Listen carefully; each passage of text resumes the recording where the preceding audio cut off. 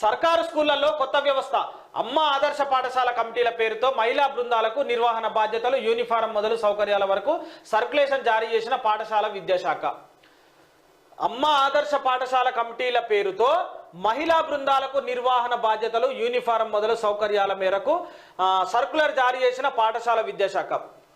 ఓ తెలంగాణ రాష్ట్రంలో ఉన్నటువంటి కాంగ్రెస్ ప్రభుత్వమా, మా అందరి న్యూస్ ద్వారా మా నుంచి విజ్ఞప్తి ఏంటంటే, ప్రభుత్వ బడులల్లా మౌలిక సదుపాయాలు ఓపెన్గా చెప్పుకోవాలంటే ప్రభుత్వ బడులన్నీ కూడా ఎన్ని పాఠశాలలు ఉన్నాయో పూర్తిగా ప్రతి జిల్లాలలో, ప్రతి నియోజకవర్గంలో, ప్రతి డివిజన్లో, ప్రతి గ్రామంలో పక్కా చూడండి. చూసి ఆ పాఠశాల అన్నిటిలల్లా ఫస్ట్ చదువు కోసం వెళ్ళేటువంటి విద్యార్థులందరికీ కూడా అక్కడ బాత్రూమ్లు ఉన్నాయా, తాగనీకి మంచినీళ్ళు ఉన్నాయా అనేటువంటివి చూడండి. చూసినాక గోడలు ఏనాడు కట్టినటువంటి గోడలు అవి ఎప్పుడు పెచ్చులుడుతున్నాయో తెలియదు. పెచ్చులుడి పిల్లలకు దెబ్బలు తాకినటువంటి రోజులు కూడా ఉన్నాయి గత ప్రభుత్వంలో.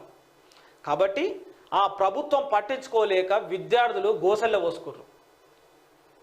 ఇట్లాంటి వాటిని మాత్రం ఖచ్చితంగా ప్రభుత్వం పట్టించుకోవాలి. పాఠశాలలు ఒకవేళ శిథిలావస్థకు చేరితే పునర్నిర్మాణం చేపించి విద్యను సక్రమంగా అందించే విధంగా అక్కడ ఉన్నటువంటి టీచర్లకు కూడా సదుపాయాలు కలిగించి వాళ్ళకి జీతాల విషయంలో, ఒకవేళ అక్కడ కొన్ని పాఠశాలలలో మాత్రం 1వ తరగతి నుంచి 3వ తరగతి వరకు ఒకటే సారు, 3వ తరగతి నుంచి 5వ తరగతి వరకు అదే సారు పాఠాలు చెప్పే విధానం.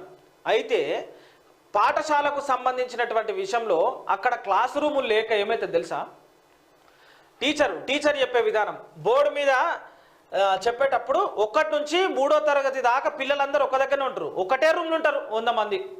ఈ 100 మందిలో ఏమైతే అంటే ఓ 25 మంది ఏమో 3వ తరగతి పిల్లలు ఉంటారు 25 మంది, ఇంకో 25 మంది ఏమో 4వ తరగతి పిల్లలు, ఇంకో 10 మంది ఏమో 1వ తరగతి పిల్లలు ఇలా. అయితే ఇలా సార్ ఏం చేస్తాడంటే స్కూల్లో ఇవి అందరు ఒకటే దగ్గర ఉంటారుగా. 3వ తరగతికి పాఠాలు చెప్పేటప్పుడు 1వ తరగతోడు 5వ తరగతోడు ఇంకోడు చెవులు మూసుకోవాలి, వీళ్ళు మాత్రమే వినాలి.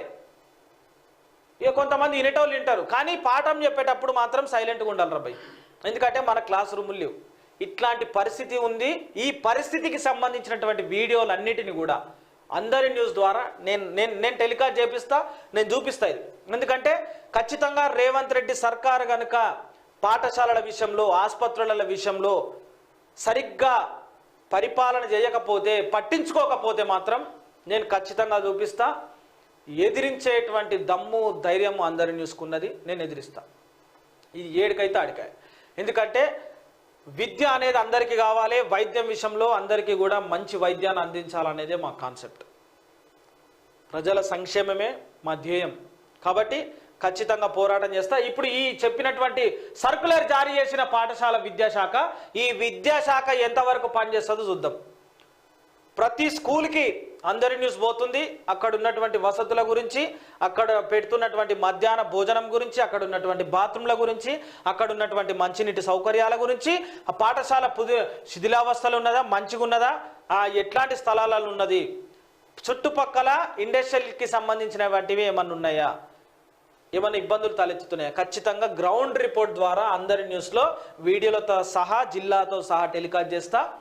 ఈ చెప్పినటువంటి మాటలు విద్యాశాఖ ఏం అవలంబిస్తుందో చూద్దాం.